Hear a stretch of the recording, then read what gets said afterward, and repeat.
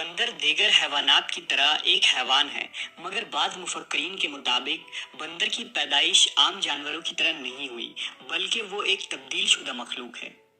ان کے مطابق آج سے ہزاروں سال قبل حضرت داؤد علیہ السلام کی قوم بنی اسرائیل نے جب اللہ کی نافرمانی کی تو بطور سزا انہیں بندر اور سور بنا دیا گیا تھا۔ اس سخت عذاب کا ذکر قرآن مجید کی آیتوں میں بھی ملتی ہے۔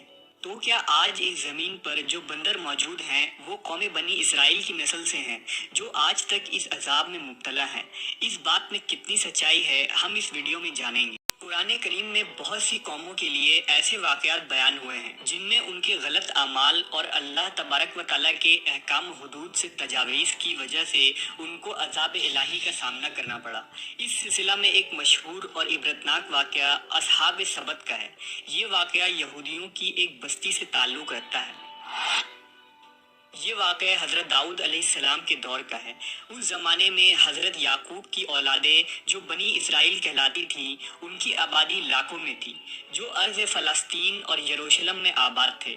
ان میں سے ایک قبیلہ بنی اسرائیل سے علیحدہ ہو کر ایک دریا کے کنارے ایلا نامی بستی میں آباد ہو گئے۔ ان لوگوں کی تعداد 70,000 کے قریب تھی اور یہ نہایت ہی سرکش اور نافرمان لوگ تھے۔ ان لوگوں نے اکثر کام احکام توریت کے خلاف شروع کر دی۔ توریت کے مطابق حرام کردہ چیزوں کو انہوں نے اپنے اوپر حلال بنا لیا اور موسیٰ علیہ السلام کی شریعت کے منکر ہو گئے۔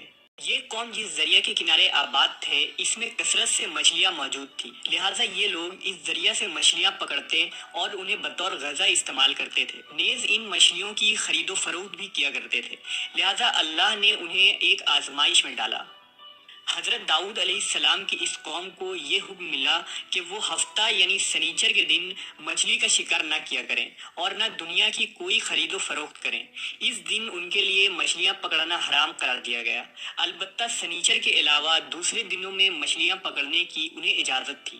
لہٰذا حضرت داؤد علیہ السلام کے حکم سے اس قوم نے اتوار سے جمعہ تک مچھلیاں پکڑنا شروع کر دی، مگر ہفتے کو مچھلیاں دریا میں زیادہ ہوتی اور باقی کے 6 دن کم ہوتی۔ ہفتے کے دن جب بھی داؤد علیہ السلام کی قوم دریا کے پاس آتی تو اتنی زیادہ مچھلیاں دیکھ کر ان کا دل بے ایمان ہو جاتا۔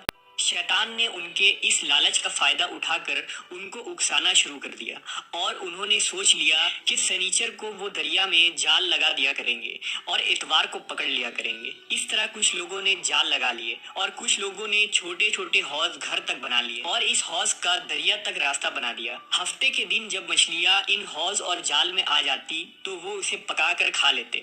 اسی بستی میں اللہ کے کچھ نیک بندے بھی موجود تھے جو کہنے لگے، اے لوگو، اللہ نے ہفتے کے دن شکار کرنے سے منع کیا ہے۔ یہ جو تم جال پھینکتے ہو یا چھوٹے چھوٹے تالاب بناتے ہو، ان میں ہفتے کے دن اگر مچھلی پھنستی ہے تو یہ شکار ہفتے کے دن کا ہوگا۔ اللہ کے عذاب سے ڈرو، اللہ کی نافرمانی نہ کرو۔ وہ لوگ ان لوگوں کا مذاق اڑانے لگے کہ ہماری جو مرضی ہوگی ہم وہ کریں گے۔ تو یوں اللہ کے ان نیک بندوں نے بستی کے بیچ میں ایک دیوار کو کھڑا کر دیا اور یہ حکم نافذ کیا کہ اللہ کی نافرمانی کرنے والے اس طرف ہو جائیں اور ہم جو اللہ کے فرما بردار ہیں اس طرف رہیں گے۔ وہ سارے لوگ بار بار ان سے کہتے رہے، اے لوگو، اللہ سے ڈرو۔ قوم سمود اور قوم لوط کا جو حشر ہوا اس کو یاد کرو، اللہ کی نافرمانی نہ کرو ورنہ تم پہ بھی کوئی عذاب آ جائے گا۔ وہ سارے نافرمان جن کی تعداد 12,000 کے آس پاس تھی سب ہنستے رہے اور کہنے لگے، یہ تو سب کتابی باتیں ہیں، ہم پہ کوئی عذاب نہیں آئے گا۔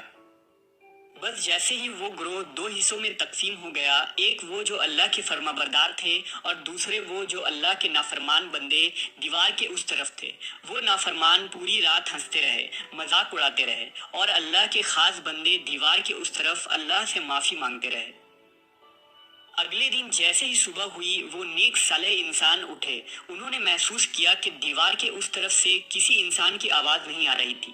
جیسے ہی دیوار کے اس طرف چڑھ کر دیکھنے لگے تو دیکھا کہ سارے کے سارے لوگ بندر کی شکل میں تبدیل ہو چکے تھے اور بندر کی حرکتوں کو انجام دے رہے تھے۔ ان لوگوں میں سے جو ان کے رشتہ دار تھے انہوں نے ان بندروں کو کپڑوں سے اپنے اپنے رشتہ داروں کو پہچانا اور چیخ کے رونے لگے، اللہ سے معافی مانگنے لگے۔ لیکن اللہ کا عذاب جب آتا ہے تو وہ ہو کر رہتا ہے۔ وہ 12,000 لوگ جو بندر بن چکے تھے کچھ بھی کھا پی نہیں پا رہے تھے اور یوں 3 دن بعد وہ سب اس عذاب میں آ کر ہلاک ہو گئے۔ اللہ کا عذاب بہت ہی سخت ہوتا ہے، اور نافرمان اور سرکش لوگوں کے لیے جب عذاب الہی کا فیصلہ ہو جائے تو اللہ کے حکم سے پوری قوم اس طرح ہلاک ہو جاتی ہے کہ وہ آنے والے لوگوں کے لیے ایک عبرت بن جاتی ہے۔